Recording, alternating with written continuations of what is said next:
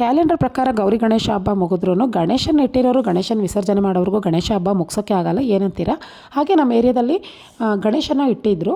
ಹಾಗೆ ಎಲ್ಲ ಕಡೆ ಗಣೇಶನಿಟ್ಟು ಮಾತ್ರ ಗಣೇಶನ ಪೂಜೆ ಮಾಡಿ ಗಣೇಶನ ವಿಸರ್ಜನೆ ಮಾಡಿರೋದನ್ನು ಮಾತ್ರ ನೀವು ನೋಡ್ತೀರಾ. ಆದರೆ ಇಲ್ಲಿ ವಿಶೇಷವಾಗಿ ಅಯ್ಯಪ್ಪ ಸ್ವಾಮಿನ ಕರೆಸಿದ್ರು ಇಲ್ಲಿಗೆ.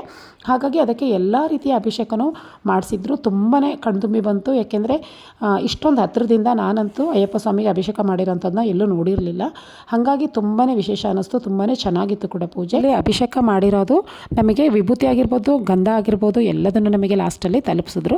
ಮನೆಯಿಂದನೇ ಹಿಂದಿನ ದಿವಸನೇ ಬೆಲ್ಲದ ಆರತಿನ ಮಾಡಬೇಕು, ಬೆಲ್ಲನ ತೊಗೊಬನ್ನಿ ಮನೆಯಿಂದನೇ ಅಂತ ಹೇಳಿದರು. ಹಾಗಾಗಿ ಬೆಲ್ಲ ಬತ್ತಿ ಎಲ್ಲ ತೊಗೊಂಡೋಗಿ ಅಲ್ಲೇ ಎಲ್ಲರೂ ರೆಡಿ ಮಾಡಿ ಎಲ್ಲ ಮಹಿಳೆಯರು ಕೂಡ ಲಾಸ್ಟಲ್ಲಿ ದೇವ್ರ ಪೂಜೆ ಎಲ್ಲ ಮುಗಿದ ನಂತರ ನಾವು ಬೆಲ್ಲದ ಆರತಿ ಕೂಡ ಮಾಡಿದ್ವಿ. ಇಂಥ ಸೌಭಾಗ್ಯ ನಿಜವಾಗ್ಲೂ ಯಾರಿಗೂ ಸಿಗಲ್ಲ ಅಂತ ಅನ್ಕೊತೀನಿ.